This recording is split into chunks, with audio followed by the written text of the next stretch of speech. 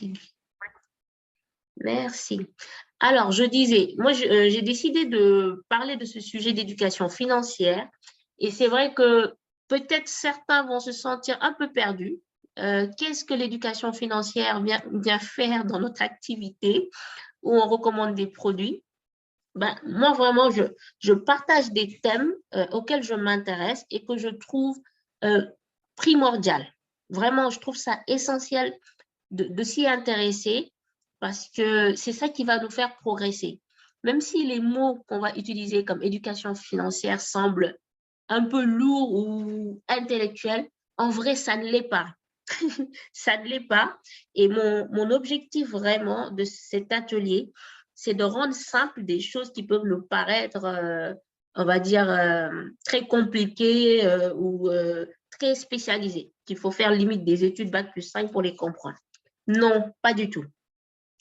Donc, je vais aller dans le vif du sujet. En tout cas, merci pour ceux qui sont connectés aujourd'hui. Ça me fait super plaisir de vous voir en ligne. Donc, l'éducation financière, moi, je l'appelle notre rapport à l'argent. Notre rapport à l'argent, il est primordial. Primordial parce que on vit dans des sociétés où bah, l'argent, on peut dire que l'argent prime sur tout. On a besoin d'argent pour vivre. Et surtout que nous, on est des entrepreneurs. Je pense que beaucoup l'oublient. En tout cas, c'est l'impression que j'ai. Mais on est en train de faire un business dans cette activité. Et dans le business, bien sûr, il y a des flux d'argent. Donc, pour moi, c'est basique de savoir gérer les flux d'argent lorsqu'on fait un business. Et c'est pour ça que j'ai voulu aborder ce thème. Aussi parce que l'une de mes partenaires, un jour, m'a posé la question. Parce que dans les slides de présentation, c'était écrit quelque part qu'avec cette activité, on a une éducation financière. Et la personne m'a demandé, mais en quoi on a une éducation financière? Ben, je me suis rendu compte que ce n'est pas évident pour tout le monde, en fait, de même comprendre ce qu'est l'éducation financière. Donc, on va commencer par ça. Qu'est-ce que c'est une éducation financière? Et là, ce n'est pas moi qui vais l'expliquer. J'ai fait vraiment ma fainéante. J'ai trouvé une vidéo YouTube qui l'explique très, très bien et simplement. Donc, je vais vous le lancer, mais déjà, est-ce que vous entendez le son lorsque je mets la vidéo? Parce que c'est hyper important d'entendre. Salut, Aline. Oui, vous entendez. OK, vous entendez bien. OK, c'est une vidéo de 8 minutes. Et je vous demande vraiment de prendre 8 minutes de vos 24 heures que je sais précieux. Je sais que vous êtes tous débordés. Je sais que vous travaillez, vous vous occupez de vos familles, vous avez d'autres choses à gérer. Mais prenez juste 8 minutes aujourd'hui pour comprendre ce qu'est l'éducation financière et pour vraiment comprendre que c'est important de connaître les bases. Donc, je vais lancer la vidéo, mais écoutez-la vraiment et puis après, on en discute. Allez, je mets en plein écran et on va suivre. Bonjour et bienvenue dans cette vidéo dans laquelle nous allons découvrir qu'est-ce que l'éducation financière. L'éducation financière, qu'est-ce que c'est? En tout cas, ça ne fait pas partie de ce que l'on reçoit à l'école. Là-bas, on nous forme surtout à des capacités professionnelles. Pourtant, sa connaissance est très utile aux particuliers et plus que nécessaire aux professionnels.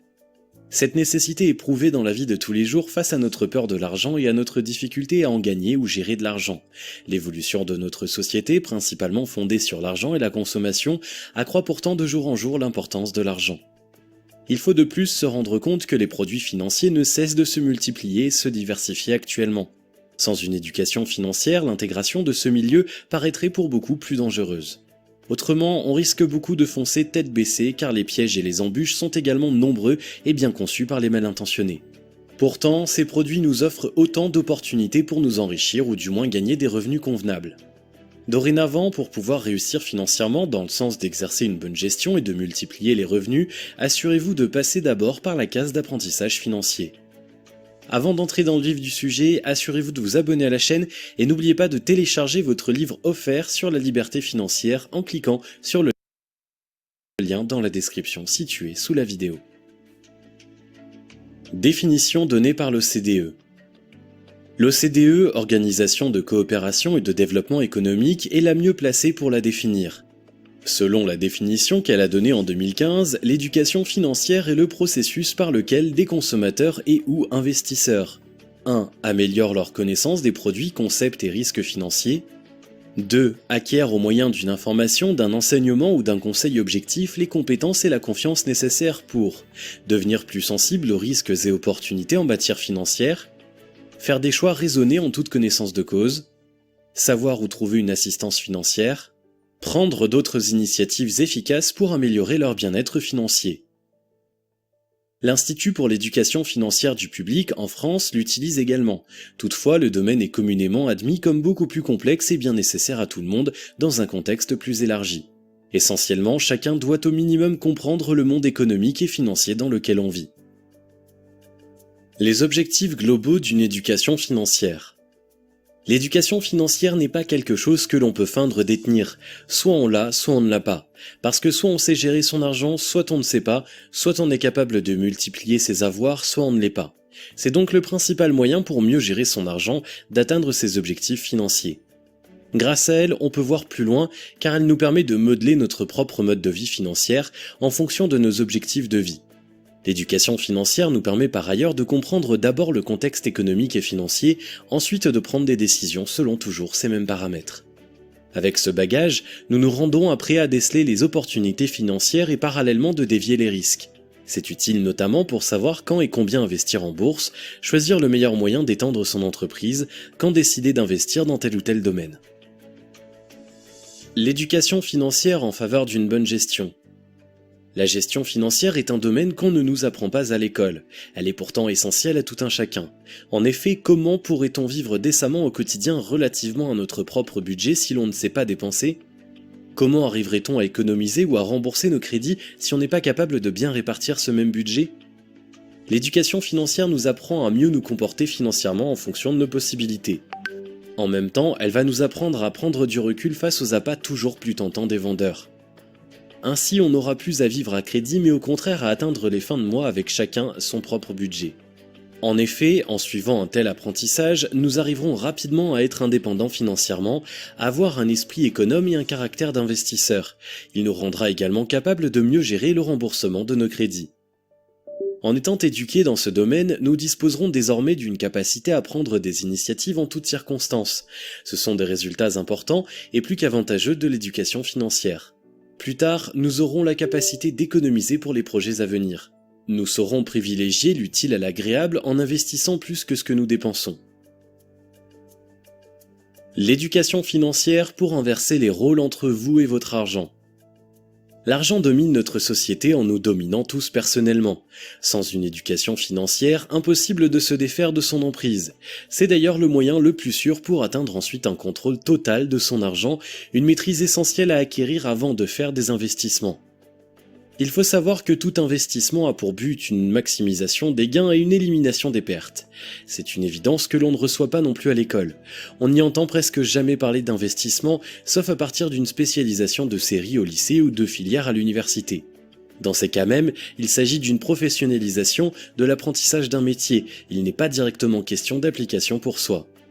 C'est alors par l'éducation financière que vous saurez les règles de jeu des différents investissements et apprendrez à choisir ceux qui conviennent à vos objectifs financiers. Il peut notamment s'agir d'actions boursières, de placements fonciers, de locations immobilières ou d'une création d'entreprise. Chacun d'eux possède ses propres avantages et des risques spécifiques. Il faut alors acquérir des connaissances financières pour comprendre dans quel domaine on a plus de chances de réussir, en fonction entre autres de ses autres compétences et de la situation de chaque marché dans sa zone géographique. L'éducation financière, mais comment ? Il existe aujourd'hui de nombreux livres et de multiples sites internet qui traitent du sujet. Vous pouvez vous servir de ces sources pour apprendre en autodidacte. Par ailleurs, vous trouverez en ligne ou en présentiel des formations données par des experts en finance. Le domaine est très vaste, mais l'idéal serait de se concentrer d'abord sur la gestion de votre finance personnelle. Vous commencerez depuis la base pour apprendre à répartir proportionnellement votre budget sur les charges fixes, les crédits, les projets et les économies. Le but est que vous arriviez avec un compte de résultats positif à chaque fin de mois et à rembourser le plus tôt possible tous vos crédits. Surtout, cette partie est nécessaire pour avoir une stabilité financière sur le long terme, à savoir définir vos priorités. Vous éviterez ainsi les dépenses folles qui amènent presque toujours des soucis financiers. Ce sont d'ailleurs les principales raisons qui nous empêchent de faire des économies. Si vous êtes déjà capable d'assurer cette première partie, passez tout de suite à l'éducation financière orientée investissement. Apprenez à transformer vos revenus en actifs au lieu de vous remplir les poches de passifs. Ces derniers ne feront qu'engendrer des charges supplémentaires. L'essentiel est suffisant, vous pourrez dès lors utiliser tout le reste dans des placements et commencer à multiplier au plus vite vos avoirs. Cette solution vous mènera rapidement à la possibilité de réalisation de vos projets d'avenir. Néanmoins, puisqu'il existe des règles, des risques et des contraintes à tout placement, apprenez-les avant de vous lancer. Éduquez-vous sur le comment d'un investissement dans l'immobilier, dans l'agriculture et l'élevage, dans le foncier, dans la bourse, dans l'entrepreneuriat ou ailleurs. La culture entrepreneuriale, une branche dans l'éducation financière, est très importante si vous voulez vous lancer dans votre propre business. Mais ce n'est pas suffisant, il faut surtout connaître les rouages du système bancaire du côté notamment des emprunts. Il y a également les impôts et les taxes, ainsi que tout ce qui est relatif aux investissements. Apprenez autant que possible et ne vous arrêtez jamais. Par ce moyen, vous aurez une forte capacité de décision, de production d'idées, de décèlement des opportunités. Votre business va dès lors pouvoir se fructifier rapidement, toujours en ascendant. Si vous avez aimé cette vidéo, merci de liker, partager, commenter et surtout de vous abonner à la chaîne. Et vous êtes également libre. Bon, bah voilà. Je vais retourner sur les slides. Et je vais vous demander, est-ce que c'est un peu plus clair pour vous, l'éducation financière? Si ça ne l'est pas, on va approfondir encore plus et peut-être donner des exemples un peu plus concrets. Mais est-ce que déjà c'est un peu plus clair pour vous? Je vois quelque chose dans le chat. Moi, j'aime parler en même temps que je fais. Ok, super. Bonjour, détective. Bonjour tout le monde, c'est Aline. Oui. Pour moi, c'est clair et limpide, mais c'est toujours encore mieux quand on a des exemples concrets venant du détective. Et moi, allez, je suis tout oui. On y va, c'est parti. On y go. Alors, pour savoir si vous avez on va dire, une base d'éducation financière. Déjà, vous pouvez vous poser ces questions-là. J'essaie de faire disparaître cette barre-là. Si elle veut bien. Je n'arrive pas à la minimiser. Bon. Bon, vous voyez quand même. On va faire comme ça. Alors, il y a 4 signes. J'ai trouvé ça, pour moi en tout cas, c'est assez vrai, hein, ces signes-là. Je ne sais pas si vous voyez tout mon écran. Hop, c'est peut-être mieux là. Mais si vous avez tendance à faire des courses en grande quantité, tout le temps stockées, et là, je fais une nuance. Là, je ne parle pas de ceux qui ont une grande famille. Imagine si vous avez 5 enfants et que vous devez acheter par grand pack, grand volume, parce que ce n'est pas de la surconsommation, hein, c'est juste que vous avez besoin de prendre en gros lot pour votre famille. Ça, ce n'est pas la même chose lorsqu'on est, je ne sais pas moi, un couple avec un enfant, 2 enfants, et qu'on achète des gros paquets et qu'on a limite une pièce dans une maison juste pour stocker en cas de besoin. Ça, en général, on le fait lorsque on a un genre de peur de manque. On se dit, je vais stocker parce que demain, il pourrait se passer ici, il pourrait se passer là. On se fait plein de scénarios. Mais ça, en général, c'est parce que lorsqu'on est vraiment effrayé par, on va dire, son futur par rapport à l'argent.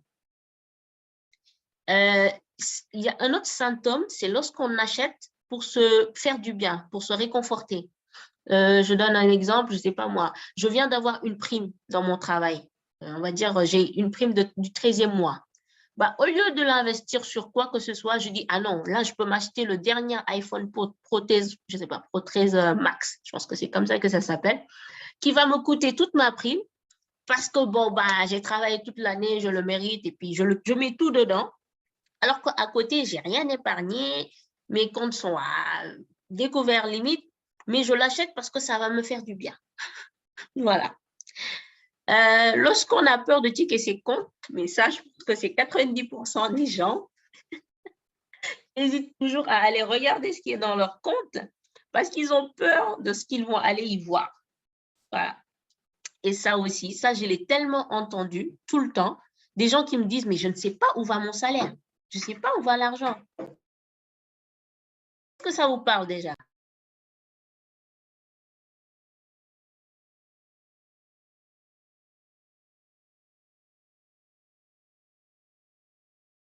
Oui.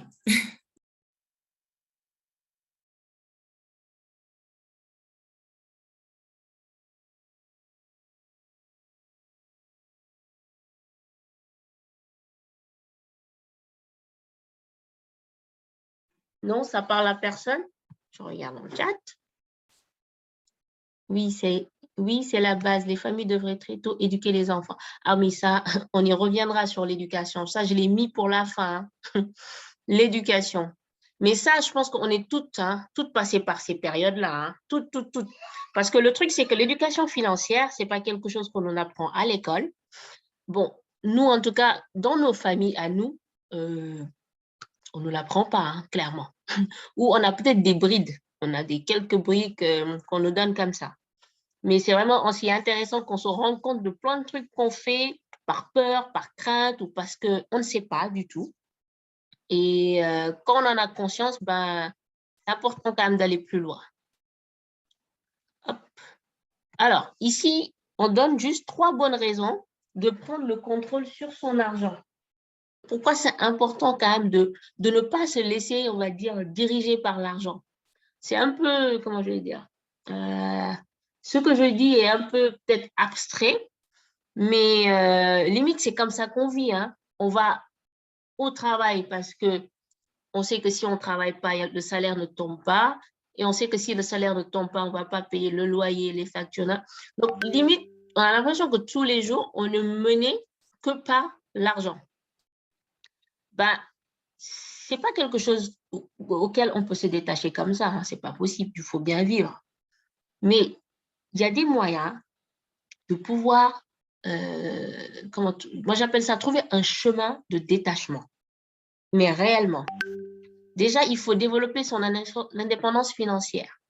Comment? Ben déjà, avec l'activité qu'on fait, on a cette possibilité-là et c'est une réelle possibilité de développer une indépendance financière. On a plein d'exemples de leaders, voilà, qui avaient beaucoup de difficultés financières dans leur vie et qui sont arrivés aujourd'hui à être financièrement indépendants grâce à l'activité LR. Donc, c'est possible.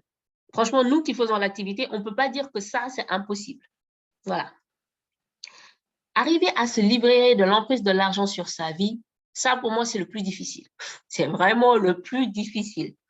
Se dire que, voilà, je ne me lève pas, je ne suis plus motivée juste parce que je sais qu'on va me payer ça, mais je me trouve d'autres sources de motivation ou d'autres convictions.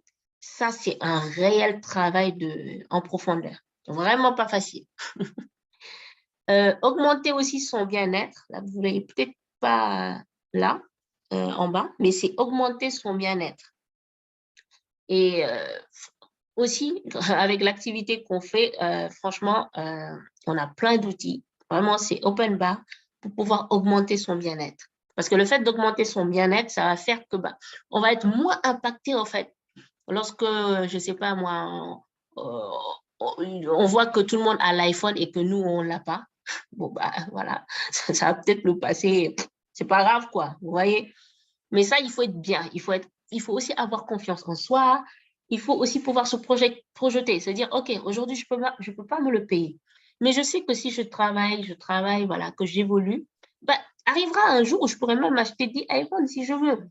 Donc, je ne suis pas frustrée par le fait qu'aujourd'hui, je ne puisse pas me le payer. Donc, lorsque je vais recevoir ma prime de 13e mois, je n'ai pas tout à aller dépenser sur un iPhone. Vous voyez un peu où je veux en venir? Donc, voilà.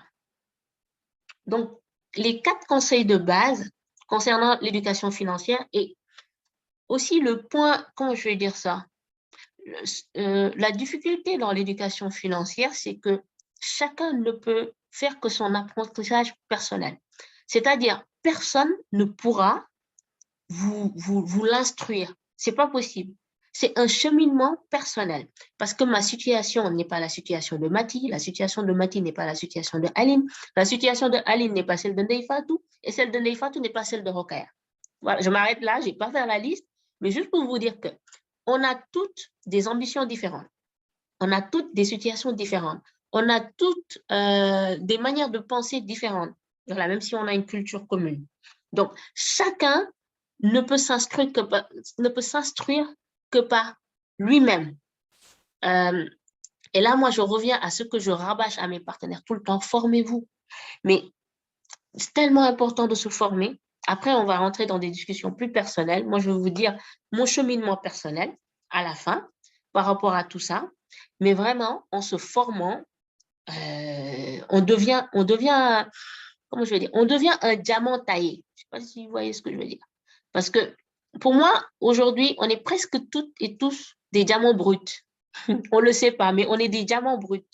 Mais pour arriver à polir, à en sortir quelque chose de valeur, ben, il y a un cheminement, il y a une formation, il y a des épreuves qui vont faire que voilà, on va s'améliorer, on va arranger des choses sur nous qui ne vont pas trop.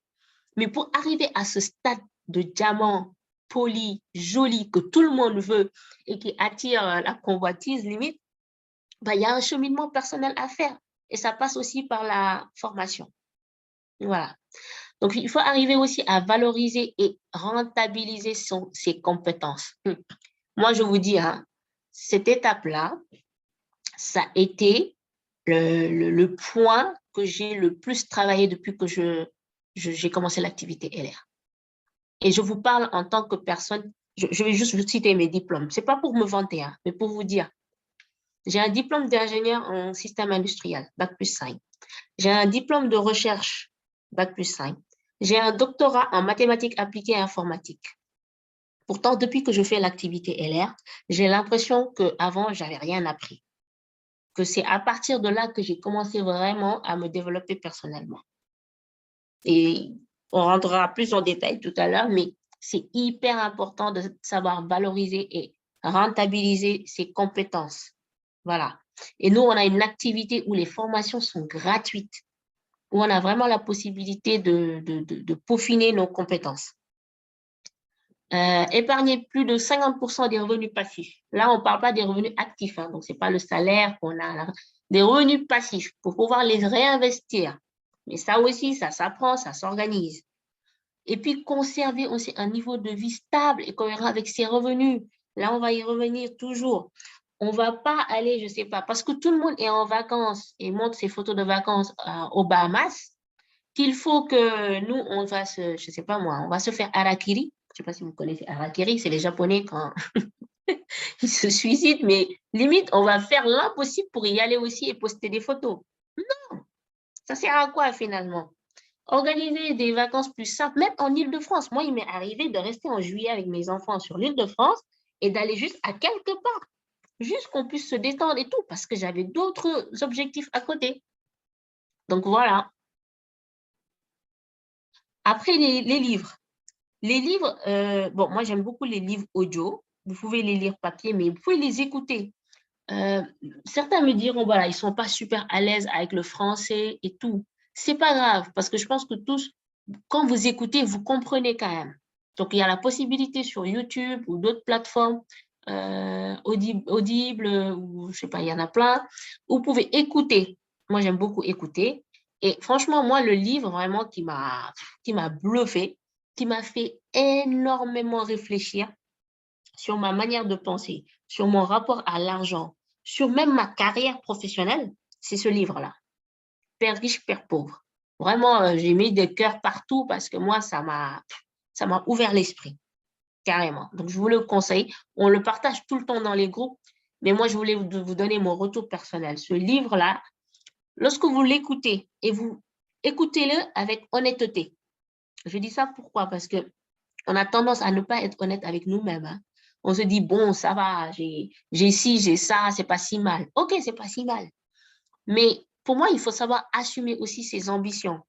Voilà. C'est pas parce que je suis dans une situation qui n'est pas si mal que j'ai pas le droit de vouloir plus. Mais si, j'ai le droit. Donc, il faut être honnête avec soi-même, l'écouter avec une ouverture d'esprit. Et je vous assure que vous-même, vous allez trouver votre propre cheminement et ça va forcément vous mener sur quelque chose de positif. Donc, je vous le conseille, encore une fois. En préparant cet atelier, j'ai découvert d'autres livres hein, qu'on conseille. Je ne les ai pas encore lus, donc je ne peux pas vous donner des retours, mais je vous les partage. Hein. Je me dis que voilà, pour ceux qui s'intéressent, il y a des petits résumés. Je partagerai tout ça sur le contenu des livres. Donc, je prendrai le temps aussi de les écouter, de les lire. parce que c'est toujours bon, voilà, de savoir. Donc, j'ai trouvé cela. Et j'ai trouvé aussi un super site Internet. Ça, c'est surtout pour les curieux comme moi. Je vous avoue, hier, j'ai dormi à 1h du matin tellement j'étais aspirée par la lecture de ces trucs-là. Donc, si vous êtes curieux, allez-y, c'est top. Eh bien, je ne pourrais pas finir quand même sans faire un clin d'œil à Ndeye Fatou, qui a préparé plein de trucs pour nous pour le Power Day de Dijon. Donc là, j'ai mis des photos que Fama nous avait remis dans notre petit groupe concernant le Power Day de janvier passé à Nice. Ben là, vous pouvez voir, il y a Ndeye Fatou, il y a Aminatou, il y a Hadi, Fama, une partie de l'équipe derrière. Et ça, avec nous, on était Madame Cheikh. Imaginez, vous avez la possibilité d'aller parler à Madame Cheikh. Vous avez la possibilité d'aller parler à LR France. Je me rappelle, j'avais interrompu Charles-Édouard avec Nafissatou qui discutait et je me suis permis de lui poser des questions, plein de questions, et il m'a répondu. Rien que pour ça, Dijon, c'est à côté. Donc, il faut y aller. Voilà, il faut y aller. Donc, je pense que c'était tout pour moi. Je vais arrêter l'enregistrement et bien sûr, vos micros sont ouverts. Allez.